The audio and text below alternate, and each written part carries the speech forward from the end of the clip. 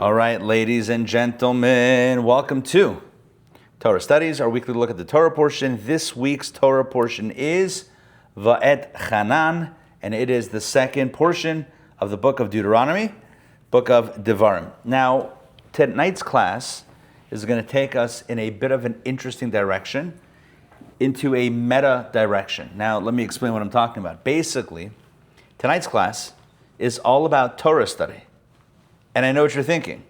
It is Torah studies. Yeah, I know that. But tonight's class of Torah studies is all about the mitzvah of Torah study, which means that we're going to learn what Torah has to say about Torah. You with me? We're going to learn what Torah has to say about studying Torah. All right, so let's get rolling. By the way, I have mentioned this.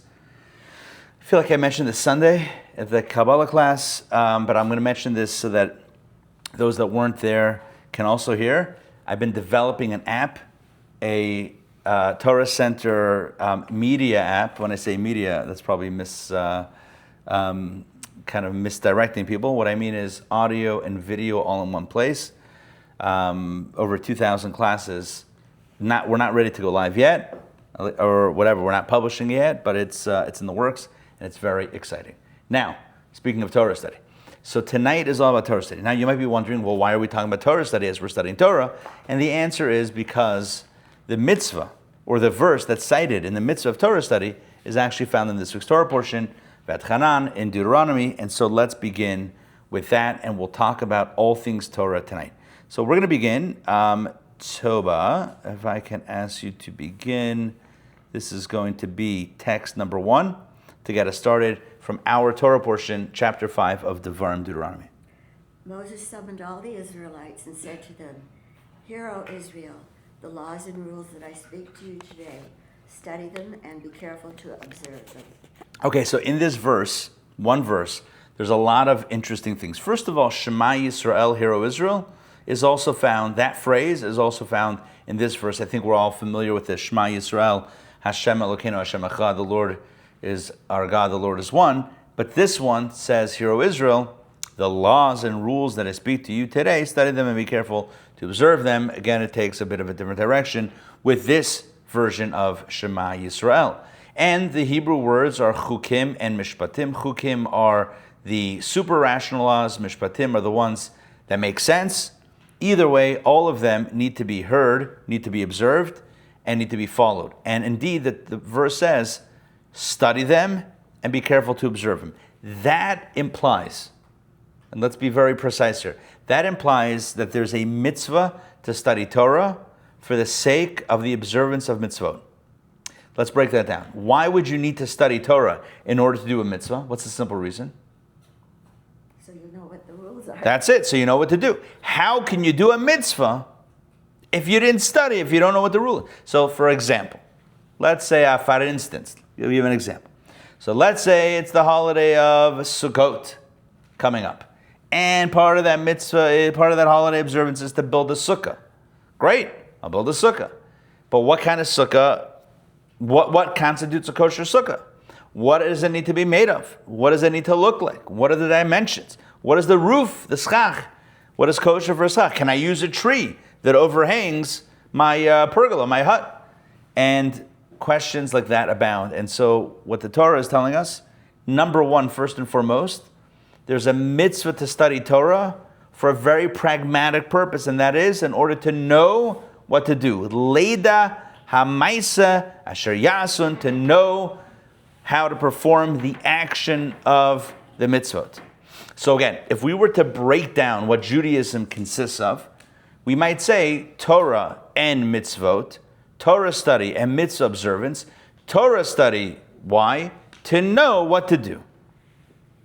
And yet our sages point out that there's an additional mitzvah when it comes to studying Torah, and that is not just studying in order to know how to do a mitzvah and then do the mitzvah, but there's a mitzvah of Talmud Torah in and of itself. Let me explain. It's not that Torah study supports the 613 mitzvot solely and completely. In addition to that, is true, but in addition to that, one of the 613 mitzvot is to study Torah. which means that when it comes to Judaism, you have 3 elements. Let's break this down very precisely. 3 elements. Number 1, do the mitzvah. Do a mitzvah. Number 2, study Torah to know how to do the mitzvah. And then the third piece is Torah study itself is a mitzvah. Which means even if it's not going to translate, you're not studying about how to build a sukkah, you're just studying Torah. It's not just studying Torah, you're doing a mitzvah. Every time you study Torah, you're doing a mitzvah in and of itself. Now, could it also assist in the performance of another mitzvah? Sure. And then should you do that mitzvah? Absolutely. 3 different things. By the way, I try in our programming here at the Torah Center, appropriately named, to try to cover all 3 bases. Provide opportunities to do mitzvot, to study the pieces of Torah that pertain to the observance of the mitzvot, and studying Torah for the sake of studying Torah itself, with no other agenda, purely for the sake of studying. So again, 3 different categories. Let's continue our text. Yaakov, if you don't mind, to please read. This is going to be text number 2 from the Code of Jewish Law. If your father did not teach you the Torah, you must teach yourself when you are old enough to understand. When the Torah states, study them and be careful to observe them, it refers to the mitzvah of Torah study. It is a positive commandment for every Jew to study the entire written and oral Torah. Therefore, one is required to divide one's daily Torah study like this. 1/3 of the time should be devoted to the study of the written Torah, 1/3 to Jewish law, and 1/3 to the reasons behind the law. Okay, so there's a lot of information in that text that you read. Let's break it down one at a time. Number 1, there's a mitzvah for parents to teach their children Torah. But as the Code of Jewish Law points out, if that did not happen, if your father, for example, did not teach you Torah, all right, you're not off the hook. You can't say, well, I didn't have the background, I didn't have the education, I never was taught Torah. All right, you're an adult? Yeah, great. Now you have a mitzvah to study Torah. So look at this. You must teach yourself. By the way, I don't even know what that means in the time of the Code of Jewish Law. I know what it means today. What? You have a phone? Yeah, you have a computer? You know what a podcast is? Great. You too can study Torah. You have the internet? You know what Sefaria.org is? Great. You have an app? Download Sefaria. There's no shortage, and of course the upcoming Torah Center app. There's no shortage of opportunities to study Torah as an adult. So that's the first point that the Code of Jewish Law, the Shulchan Aruch, makes. And then it continues by saying that there's a mitzvah to study, I don't know if you noticed this, the entire written and oral Torah. That's a lot of Torah. In case you're wondering, that is a ton of Torah, and yet it says in the Code of Jewish Law, it's a mitzvah for every single one of us to study the entire written and oral Torah. And in order to make this happen, the Code of Jewish Law says, divide your daily Torah study time into 3 parts. 1/3 of the time should be studying the written Torah. Okay, that would be Tanakh, Torah, Nevi'im, Ksuvim, the 24 books of Scripture. And then 1/3 to Jewish law. And by the way, in the original, it says, Shlish 1/3 b'Mishnah, studying Mishnah. The second third should be studying Mishnah, which is halacha, and then the last third is the Talmud, is the Gemara, which is the reason behind the laws. Now, yeah, does it mean Torah, Mishnah, Talmud exclusively? I know what you're thinking. When do we study Kabbalah? Well, maybe you have to add another third, or you might say that although it says in the Code of Jewish Law to study the Talmud, because the Talmud explains the laws, we might say, yeah, but you know what Kabbalah does? It also explains the laws. One explains the body of the laws, and one explains the soul of the laws. So, we can still divide our Torah study like that, but the point is that we're meant to ultimately at least endeavor to cover the entire Torah. Now, that's a lot of Torah. Now, you might be thinking, well, hold on, what if I don't think that I can do it? What if I don't think that by the end of 120 years, which is, the hopeful lifespan of a person, what if a person says, I don't know that I'm ever going to get to covering the entirety of Torah? Now, I know who can. AI can probably. Just feed it information, within a few days, boom, it's got the whole Torah. And, there are even MCPs at this point that have that. But what does it mean for a human being to study the whole Torah? And if you tell me that's the standard, then now you might not even be encouraging me. You might be intimidating me. So to this, we turn to the next reading, which is a quote, a beautiful quote from Pirkei Avot, Ethics of the Fathers, a very famous one. And the Mishnah says the following: it is not incumbent on you to complete the task, nor are you free to absolve yourself from it. If you have learned, Rabbi Tarfon, exactly. If you've learned much Torah, you will be richly rewarded. And there are many ways to explain this famous Mishnah from Ethics of the Fathers. But one way is vis-a-vis Torah study, about learning Torah. And it says like this: are you going to be able to complete the task? It may not happen. When it says it is not incumbent on you, it doesn't mean that you shouldn't try. On the contrary, it says that the second phrase is, nor are you free to absolve yourself from it, which means you need to work on it and try to do it. You might not get it done.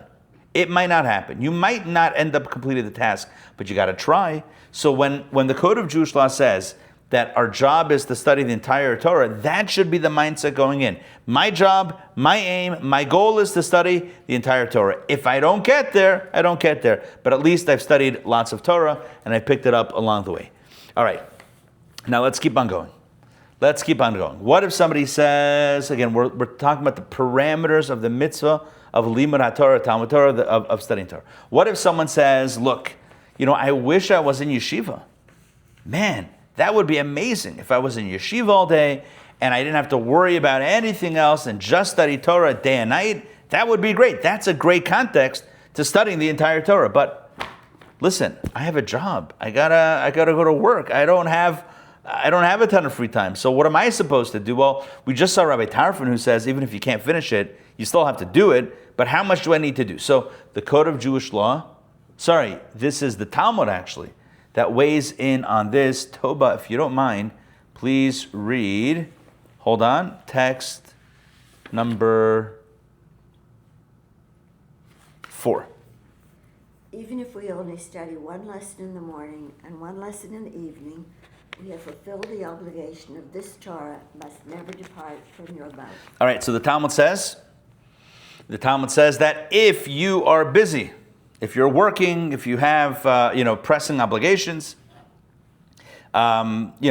financial, existential, whatever it is, obligations, then the minimum is studying. And it's interesting because I'm going to read the original Hebrew: Perek Echad Shachris, Uperek Echad Arvis. What's a perek? Chapter. A chapter. So that's why it's translated as one lesson in the morning and one lesson in the evening. Even as one chapter. Now, how do you measure a chapter? And a chapter of what? So notice that the Talmud keeps it vague. What it means is one session in the morning, one session in the evening. That itself can bookend your day. And now it's Lo Yamush Sefer HaTorah Hazeh Mipicha. Now it's considered as if you are constantly studying. So what about the middle of the day? I davened, I prayed in the morning, and then I studied a little Torah, and then I went to work. Gotta get some work done at some point. Yeah, I went to work 9 to 5. So the Talmud says, don't worry about the 9 to 5. You're good. Work 9 to 5, earn money, you got to do what you got to do, but then make sure you study a little bit Torah in the morning, a little bit Torah at night, and then you're good. By the way, I just want to point out maybe the obvious. It's Tuesday night, and guess what we're doing? Perek Echad Arvis. We're literally doing the Torah study at night. So we got that covered. I hope you all study a little bit in the morning, right? If not, do it tomorrow morning. You get your morning study in, you get your night study in. And by the way, if you can't get the morning study in, all right, so take one at lunch. At 12 o'clock when you have lunch, maybe at your desk or maybe not. Throw in, let's say, I don't know, does anyone still do this? Let's say you head out to the corner store for an apple and a granola bar for lunch or whatever. I don't know, whatever you do for lunch. So, right, pop in some earbuds, headphones, whatever it is. Put on a podcast, a Torah podcast. Listen to some Torah, study some Torah. There's daily study Torah podcasts, Chabad.org. Rabbi Gordon, of blessed memory, has some amazing daily content. You can study the Torah of each day, the Torah section of the Parashat of each day. You could study the Tanya of the day. You could study the Rambam, the Halacha of the day. There's so many things that you can study. The point is study in the morning, study in the evening, throughout the day if you can. And if you can't, it's also fine. And it's considered as if you're studying constantly. And again, we're supposed to reach for the stars, but recognize that we might not get there, but nonetheless, we keep on pushing and we keep on trying. What always inspires me, by the way, parenthetically, is to see people steal from their time to study Torah. It's amazing. It's an amazing thing. Whether it's coming to a class that I'm teaching or facilitating, or whether it's on their own. And, I see it or I hear about it or people tell me, whatever it is, it's always inspiring. Seeing people literally steal from their time. When I say steal, take from their time to study Torah and to figure that out. Or, if a person is slowing down on the work because they're retired or semi-retired, and to fill up that time, they engage in Torah study. Again, an amazing and laudable thing. And it's a mitzvah, and not just a mitzvah. We say every morning the prayer, V'talmud Torah keneged kulam. The study of Torah is equivalent to all of the other mitzvot. The study of Torah is like, it doesn't get any better. So just to clarify, and before we go to the next step, because tonight's all about Torah. So just to clarify, we have a few elements. Number one, there is Torah study for the sake of practice. I got to study to know how to wrap tefillin. I got to study to know how to shake my lulav. I got to study to know how to blow the shofar correctly on Rosh Hashanah. That's one. That's a pragmatic Torah study session, which is valuable, and it's a mitzvah also. But then you have the study of Torah in and of itself, not for any practical aim, not for any practical purpose, but just for the sake of studying Torah l'shem shamayim, studying Torah purely for the sake of studying Torah, and that is a beautiful mitzvah. And how much Torah are we supposed to study? To recap, the whole thing. And if you can't, well, try your best. But what if I can't? I got to go to work. All right, so learn a little bit in the morning, a little bit at night. And then on the weekends, hopefully you'll have more time. On Shabbat, you're not going to work anyway. So engage in more time to study. Now, let's take a look at the next piece of it, because here, as the header says, the plot thickens. Yeah, Yaakov?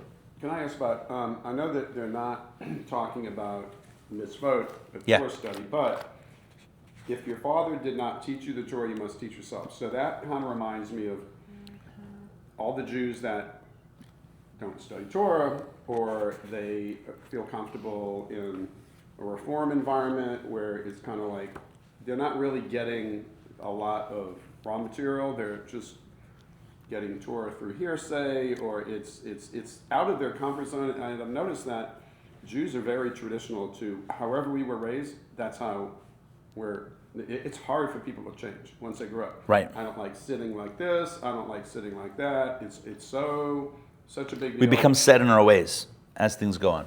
I think that we're loyal. We're loyal to tradition, and if our tradition is reform, a lot of people are loyal to that. So you're kind of asking the reform person, hey, if your father didn't teach you or your rabbi didn't teach you, it's not too late. You still need to do this, but I don't know if that's going to be resisted. So look, I think like this. You're asking practically how should a person go about this. It could be in many different ways. I think that what's always helpful is to think about ourselves, not to think about somebody else, a theoretical person. Let's think about ourselves, right? Think about ourselves, whatever our personal background is in Torah study. Look, anyone that's here, right, around this table, or anyone that's on the Zoom, or anyone that's going to at any point listen to this or watch this class at a future time. So the time is now if you're listening or watching. The point is that if you're engaged, what that means is you're opting into some Torah study. And this is meant to be an encouragement. It's also meant for the person that's not hearing it, but it's meant first and foremost for all of us to remind us about what is our Torah obligation, and also to encourage us and to light that fire, to say that even if we weren't brought up with it as maybe a core value, or we weren't,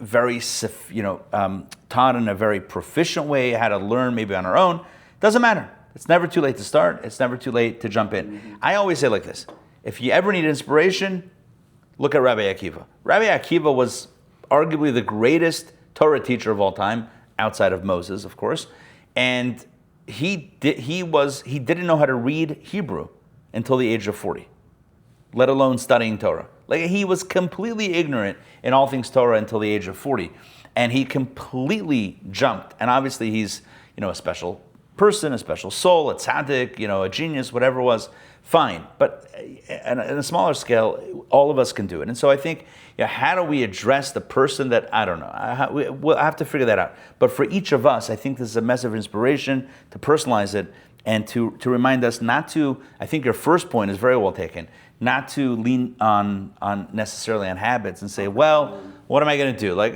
status quo, am I really going to change? I think this is encouraging us to say, yes, I can change. I can learn. What do they say? Teach an old dog new tricks. Not to call anyone an old dog, but like we can teach ourselves new tricks. All right, let's move on to text 5a, and here the plot thickens. As the caption says, literally, we are going to introduce a new piece to this. Did you know that Rabbi Akiva's favorite phrase was when they asked him, what do you do all day long? Because I heard that. He was a herder. Oh, there you go. Text 5a. Okay. Yaakov, if you don't mind, please read text 5a. This also is from Deuteronomy. This is Deuteronomy 4:9. And here the Torah reminds us not to forget what we've studied. Be careful and guard your lives exceedingly, lest you forget the events that your eyes observed, and lest they depart your heart all the days of your life. And you must make them known to your children and your children's children. Now, on the surface, this is referring to the events at Sinai. It says, be careful and guard your lives, lest you forget the events that your eyes observed. Mm-hmm. What is that? Sinai, the spectacle at Sinai. Like, don't forget. But. Our sages say that this also refers in general to the concept of studying Torah. Whatever Torah you studied, it's important to not forget it, but rather to retain it and then pass it down to the kids. Text 5b is the Code of Jewish Law encouraging us about how to do this. If you don't mind, please continue. Text 5b. When we begin our daily Torah study, whether we study the written Torah, the laws, or their explanations, learning the material 2 or 3 times is insufficient. We must review each detail as many times as it takes to remember it well. Thank you. Now, this is very interesting because I think most of us, when we learn something, or many of us when we learn something, we learn it once. And you would think that 2 or 3 times, well, yeah, I mean, that's like even overboard. Of course, that would be fine. And he says that's actually insufficient. Why? Because we have to remember it well. There's a mitzvah, and the mitzvah we read, the biblical mitzvah is text 5a. And again, on the surface, it talks about recalling the events at Sinai. But on a broader level and on a more personal level, it means making sure not to forget any of the Torah that we've studied. And that's a bit of a tall order. I mean, we've talked so far about the mitzvah to study Torah, but now we're learning something else. And this is where we take this entire conversation to the next step. And that is, it's not only about studying Torah, it's about retaining the Torah that we have studied. It's not only important. Okay, so I think it's necessary to break this down into 2 spaces. Number 1, every time we study Torah, it's a mitzvah. But then there's another element to the mitzvah, which is to know Torah. And to know means that you didn't forget it. You with me on this? It's one thing to learn Torah. So if I'm learning Torah, I'm doing a mitzvah. But it's another thing to know Torah. Yediat Torah means that I know Torah. Well, what if okay, give an example. You have a test. You're in college or high school or whatever it is, and you have a test on chemistry. And so what do? You cram the night before. Cram. You take the test, you do okay, and what happens later that day or the next day? Poof, all the information is gone. Why? Because you never really learned it to commit it to memory. You only learned it for the sake of the test. Now, when it comes to Torah study, every time you study Torah, you are doing a mitzvah. So no one's going to ever take that away. But at the same time, there's another element to it, which is not just to study the Torah, but it's to know the Torah. It's to remember the Torah. So if you're forgetting the Torah that you studied, then you're lacking that element of the mitzvah. So you spent an hour studying. Comes the next day and someone says, oh, what did you study yesterday? And you say, I have no idea.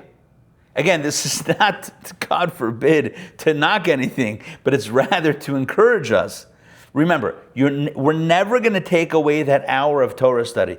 That was a mitzvah that was earned, that can never be lost. But there's another element to the mitzvah, which is to know Torah. And the question is, if you forgot what you studied, then do you actually know it?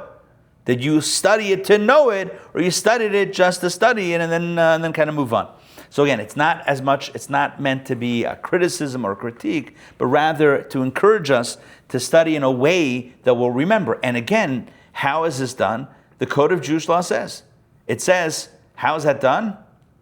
It's done by studying it, not 2 or 3 times, but reviewing it and reviewing each detail as many times as it takes to remember it well. So how many times? I don't know. Ask yourself, how long does it take you to commit it to be ingrained in your brain? I don't know. It might take some time. By the way, I will share something. This is a bonus insight. It says in Tanya, the great book of Hasidic philosophy, Chabad philosophy, it says in Tanya that there's a source in the Talmud that says that back then they would study, the really good students, the really bright students, would review each halacha, each law, 100 times to commit it to memory. Not 2 or 3, but 100 times. Remember this, it's very important to remember. There were no other books that were written. The oral Torah was not written. There was no Mishnah, there was certainly no Talmud before the Talmud was written. There were no other books. All you had was the scripture, the 5 books of Moses and the books of the prophets, which means that all of the laws, all the details were only known in people's heads. And therefore, you had to make sure that you knew it precisely and that you remembered it. And so they would study 100 times. So in Tanya, he says that if you study it, if you review your studies 101 times, that's called putting in the effort. Not 100. Everybody does 100 times. But if you go one above, now we're cooking. Now we're talking. Now you're dedicated. Now you're doing it for God. Now you're going for the glory. It's that one time. Sometimes, it's that little time. You know how it is. What is it? I think even Delta now does this. I don't do the credit cards or the points or anything like that. So, if I fly in, I got to check a bag. I'm paying for that. So I think the first bag now is like $40. The second bag is 45. It's not like it drops the more bags you take. It's like, oh no, you got a second bag? We're going to ding you with a little bit more cost. In Tanya, he gives the example that like it's a taxi driver. Okay, he doesn't say taxi. He doesn't even say Uber or Waymo. I saw a bunch of Waymos today. I was in Togo Hills. I don't know. The Waymos are taking over there. Never heard of them. You don't know Waymo? It's the white cars with the little... Electric cars that, No, there's no driver. Driverless cars. There's no driver. You can hire one of these cars, right, to take you somewhere, and it pulls up. There's no one there. Yikes. That's it. The future is here, and it's frightening. I'm kidding. And maybe it's great. I don't know, whatever it If is. you tip it enough, it sits there and makes you feel guilty. It doesn't leave. You're kidding. No. He is kidding. He's kidding. Yeah. No, it doesn't do kidnapping. Thank God. All right, listen. There's a lot of stuff to talk about with the Waymo, but let's get back to this. So he used the example of a camel driver, taxi, whatever it is. He says, 5 mil, which is whatever amount of, whatever distance that is. 5 mil will be for 1 sela, 1 coin. You want to go 6? 2 sela. Meaning it's double the price for only 1 more mil. What? 5 for 1, 6 for 2? The ratio's off because I only go 5. You want to make me go 6? That's outside of our coverage zone. That's roaming charges. Now you're off the grid. Once you go beyond, then it's worth as much as the other. So the Alter Rebbe says that if you push yourself It's outside the perimeter, right? If you push yourself to study it 101 times, that extra 1 might be the equivalent to all of the other 100. So I've just added that in as an additional flavor. We're in the Code of Jewish Law, that's not what he's talking about. The Code of Jewish Law, he says, what is required for you to retain what you study? It's not going to be 2 or 3 times. You're going to have to study it again and again and again, and maybe even 100 times. What I'm sharing with you is in Hasidic philosophy. He says, let's take that a step further. It's not only about retaining in your memory, it's about transforming your identity. Do it one more time. Do it one more time for God, even if you know it already. Do it one more time. Why? Because you're studying God's Torah, and that makes it all the more special. All right, let's continue. We're by no means I'm closing in on where we're at yet. We still have a lot to cover. So I want to share with you the cautionary teaching of the Mishnah.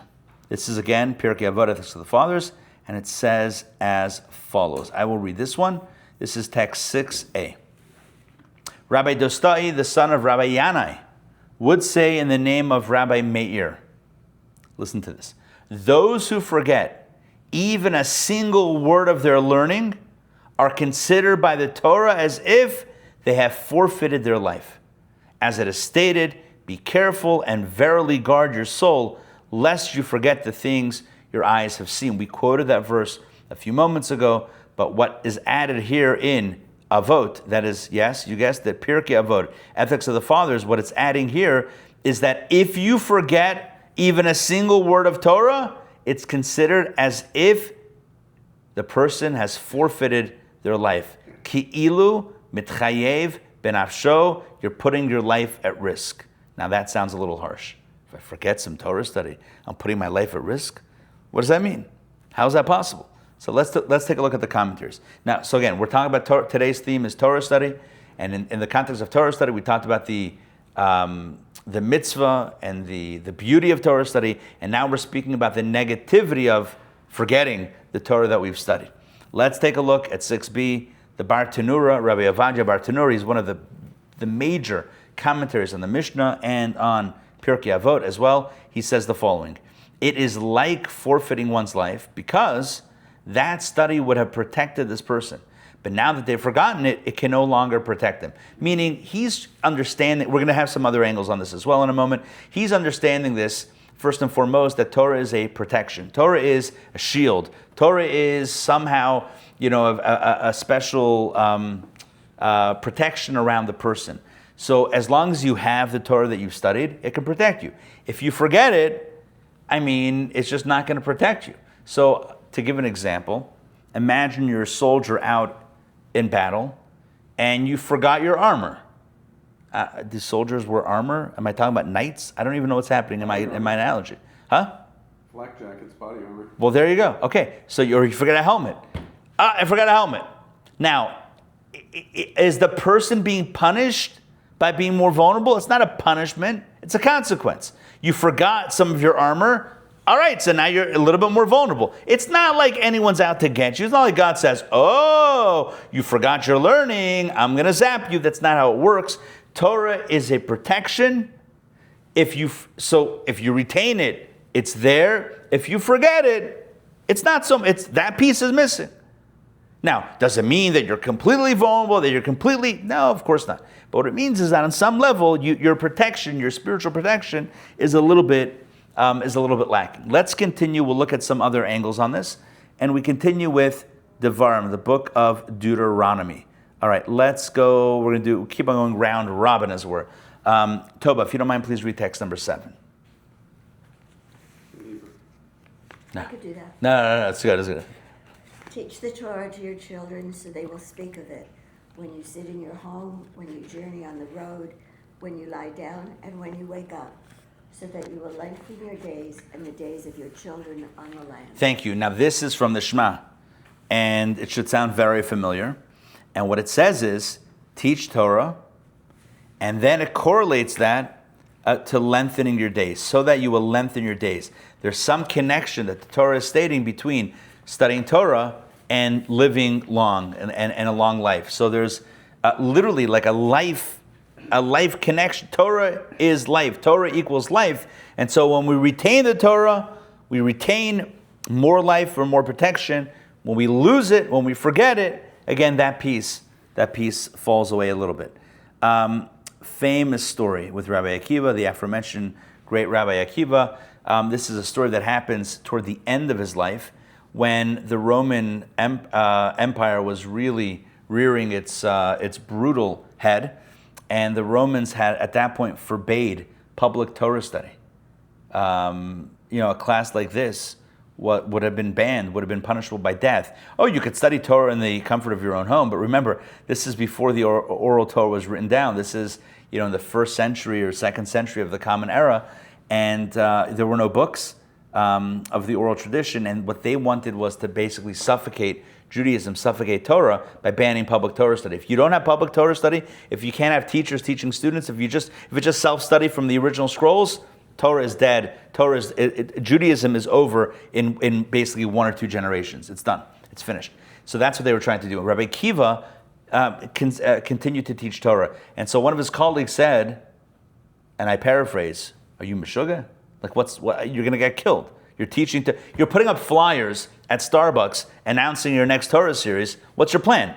You're going to literally get executed for this."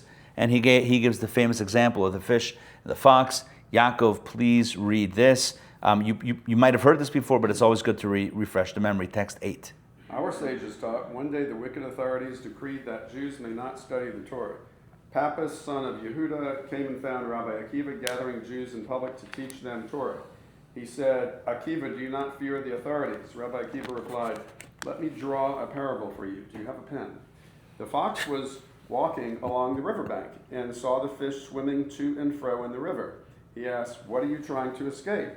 They replied, "The nets that humans set for us." He said, "Would you like to come up on dry land and we will reside together as my ancestors resided with your ancestors?"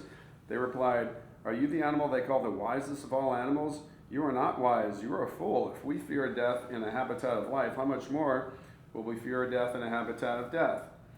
"We are in the same boat," concluded Rabbi Akiva. "If we fear for our lives when we sit and study the Torah, in which it is written, for it is our lives and the length of our days, how much more so if we walk away and cease our studies?" And so here Rabbi Akiva is again comparing Torah to life itself. Without Torah, there's no life. There cannot be life for the Jew without Torah. It is just impossible. And so Torah study, in addition to the mitzvah and all the other virtues and whatever, if we forget our studies, it's just, there's a little bit we're just lacking a little bit of that life that we had or that we have. Text number 9, the Rebbe brings this home and he explains why forgetting Torah is considered to be problematic. This explains why, I'll read this one, text number 9. This explains why the Torah considers those who forget a single Torah teaching as if they have forfeited their lives. On the face of it, it is shocking. Is forgetting a Torah teaching such a severe offense that is tantamount to suicide? The explanation is that this is not a punishment, but a consequence. The Torah is the source of life. When one Torah teaching is forgotten and removed from us, we lose the specific part of life that it carries. That's an important point. It's not like a person's entire life is vulnerable. It's that one piece. Torah is life, and that one piece, that one slice, that one teaching, when it's lost, now there's a specific, lack of that life. As our sages said, is there a difference between outright murder and partial murder? It is forfeiting a dimension of life, meaning, you and I might say there absolutely is a difference between partial and complete and outright murder, right? If someone is killed, they're killed. If, maybe they're just, something else, then it's not death. But in our context, what it means is, abdicating, losing, relinquishing, forgetting a part of Torah is problematic. Now, I also want to share the following, that according to many of the commentaries, and even maybe in Pirkei Avot itself, it clarifies that this is not talking simply about forgetting what you've studied. It's talking about neglecting what you've studied to the point that you forget it, if that makes sense. Meaning, if you forget because you can't retain everything, that's normal, and that's maybe not what we're talking about. What we're talking about more is where you're neglectful. Maybe you actively, only studied it to retain it for a moment and then forget it, like cramming, like the example I gave before about cramming for a test. Or maybe you just didn't give yourself best practices or review materials to be able to be successful. But the bottom line is that it almost requires some sort of negligence or active act in forgetting it to have this level of culpability, but it's not even a punishment. It's a consequence. Torah is life, and if you're lacking a piece of Torah, then that piece of life from that Torah is lacking. Now, all of this, and this is perfect timing because we have about 10 or 15 minutes left. So all of this is leading up to a major question, and the question is going to be based on a story from the Talmud that is a bit shocking. And I'm going to read the story right now. This is text number 10. The story is told in Tractate Bava Metzia. It's about a rabbi named Rabbi Zera. And here's how the story goes. When Rabbi Zera left, I should explain, Babylonia, Bavel. When Rabbi Zera left Babylonia for the land of Israel, he fasted 100 days praying that he would forget the Talmud he had studied in Babylon so that it would not interfere with his studies in Israel. So here we have a story about a rabbi. The rabbi's name is Rabbi Zera. So he moves. He literally moves from Bavel to Eretz Yisrael, from Babylonia to Israel. And what does he do? Oh, and as you probably know, there was Torah studied in Babylonia and the Babylonian academies. There's a Talmud that was written from those academies called the Talmud Bavli, the Babylonian Talmud that is primarily studied. And then you had Torah being studied, of course, in the land of Israel. And they wrote their own version of the Talmud, known as Talmud Yerushalmi, or the Jerusalem Talmud. And so he makes Aliyah. He was from Bavel, he was from Babylonia, and he moved to Israel. But what does the Talmud say?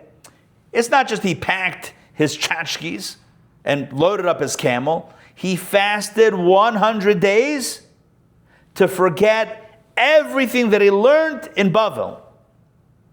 The question is, we just spent 20 minutes talking about, longer than this. We just spent 40 minutes talking about the mitzvah of Torah study.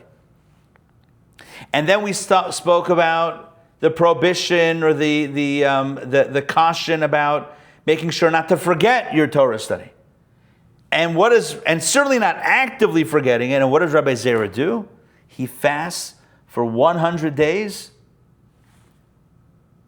to forget his Talmud, to forget his study in Bavel. How is that kosher? How is that legal? What's happening? The title of that text was The Scholar Who Prayed for Ignorance. But how does that make sense? It seems to be a prohibition. How can you daven? How can you pray? How can you fast in order to forget the Torah that you've studied? It makes no sense. All right, so what we're going to do is we're going to explore the difference between the Torah studied in Babylonia and the Torah studied in Israel.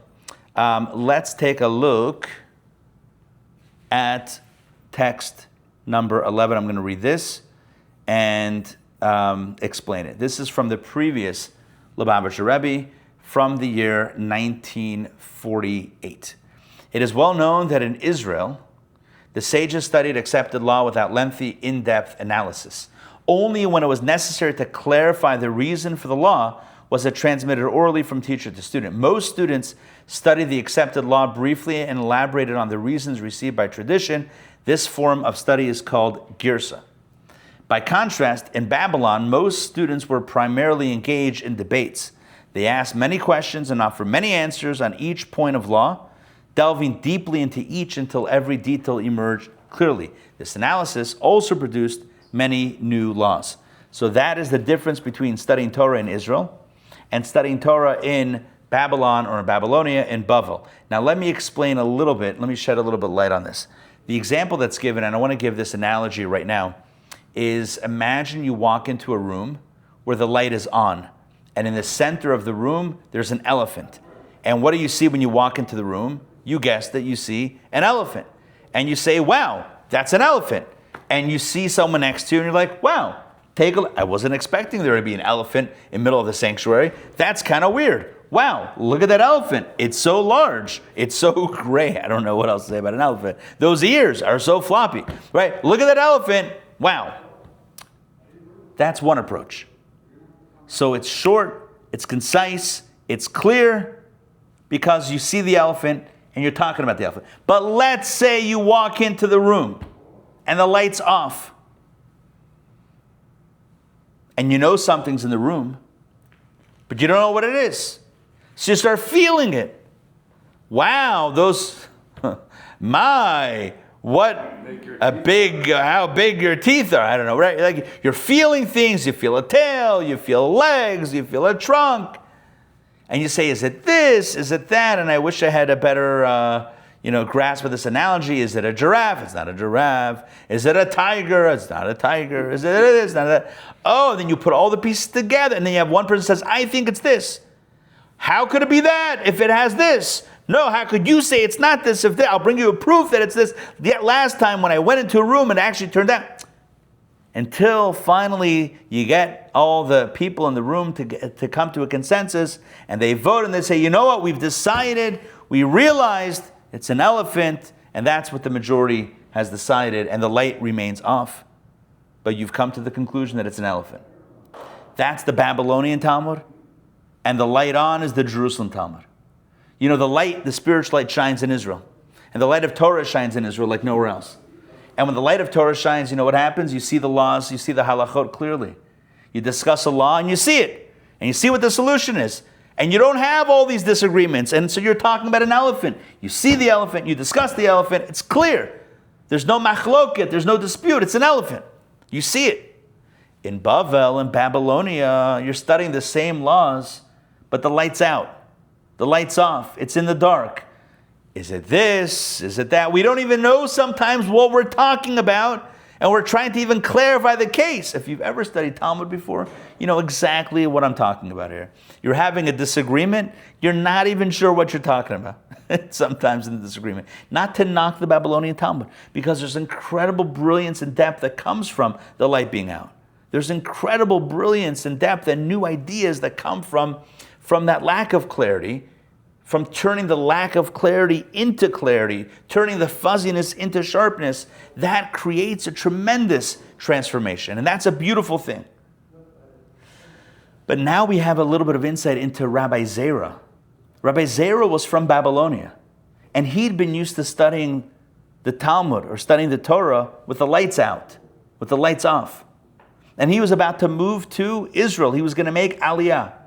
He was going to send to the Holy Land where the light's on. And you know what he did?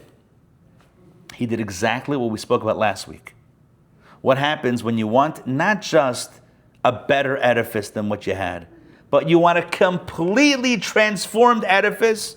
What do you have to do with the previous structure? You got to knock it down.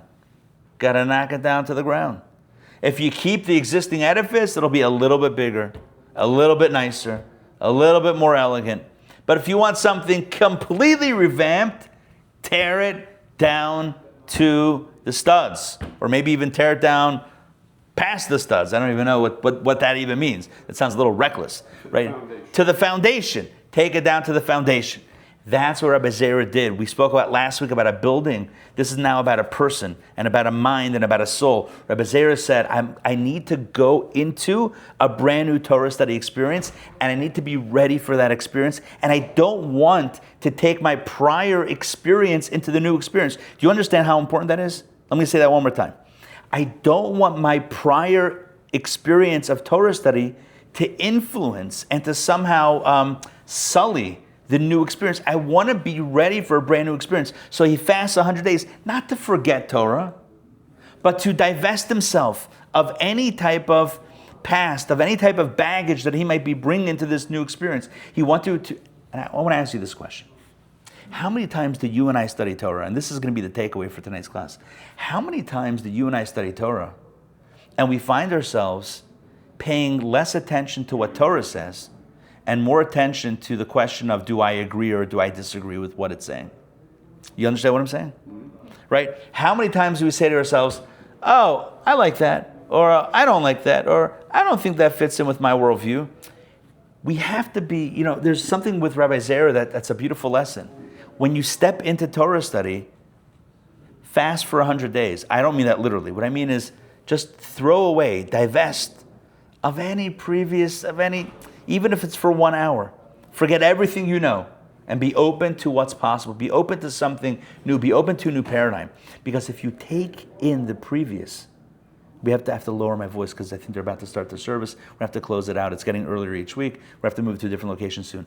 But here's the deal. As I speak in a quiet tone, how ironic that we might have to soften our Torah study in a synagogue. It feels like the ancient Roman times. I'm kidding. So here's the point. The point is that Rabbi Zera teaches us that if you really want to study Torah in some sort of new paradigm, you got to leave the past behind. You got to leave the previous behind.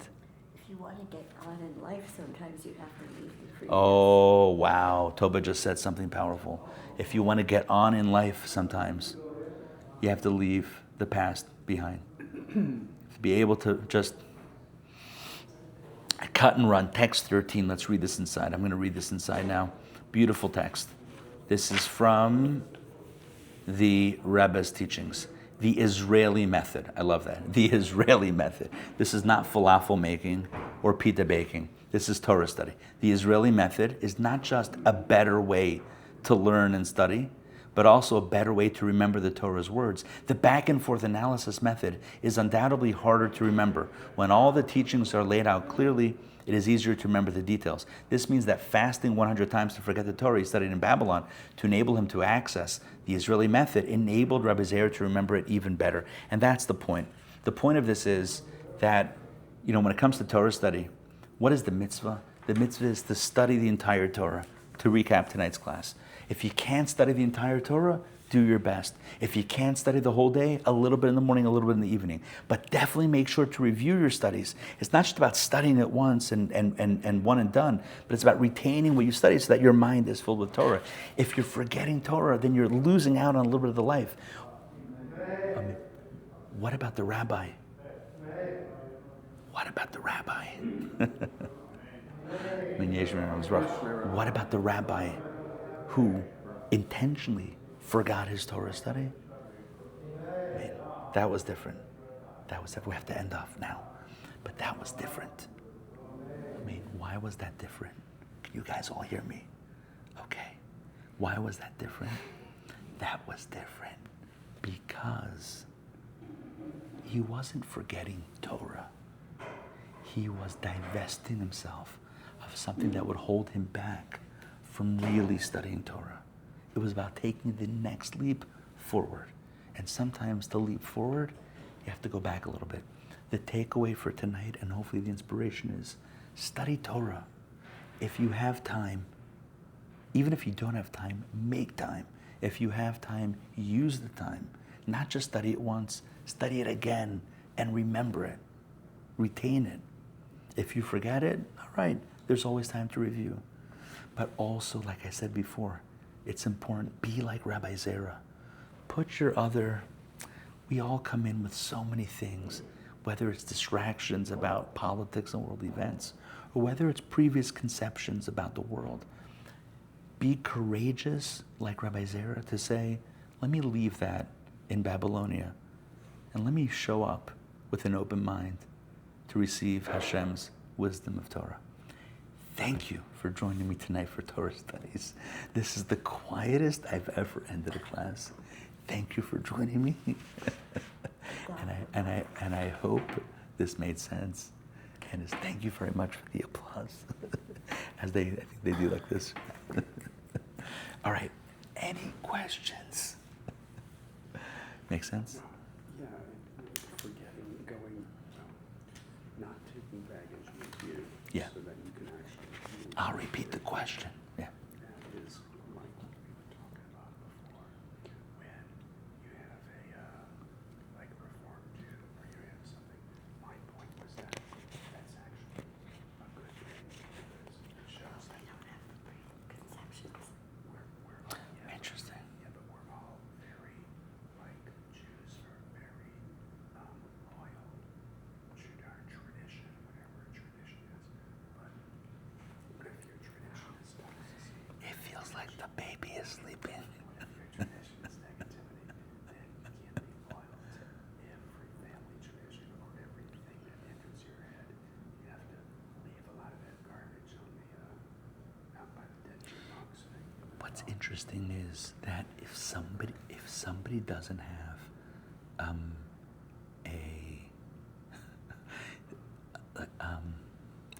if somebody doesn't have like an extensive background in Torah study, it could mean that they're more open. It could also mean that they have a lot of other influences that make it harder. Everyone might be different. The point here is, no matter what, and by the way, if you've studied a lot of Torah, or moderate, whatever it is, it's hard to make sure that each time can feel like a new experience. But that's part of it. Part of it is to show up when you're studying Torah like you're standing at Sinai for the first time. That's the beauty of it. Like you're having that experience, like at Sinai, with that awe and wonder and magic. All right, I think we should close out to let the service go on. All right. I need to speak to you. Yes, we'll speak. The Yes. first time it was louder than this. Yeah, well, this is like, maybe they had headphones on, and it was very quiet. Anyway, thank you for joining me tonight for Torah Studies, and we'll see you next week. In a tribute to Madonna's emotions for that in the World Cup. 1 second, say it again. Be receptive. Be receptive. Yes, I love that. Yes, be receptive. Yeah. Okay, good. We'll see you guys. Lila Dove. Good night. See you soon. Don't forget, holy smokes. Film premiere Thursday, 6:30. Okay, bye guys.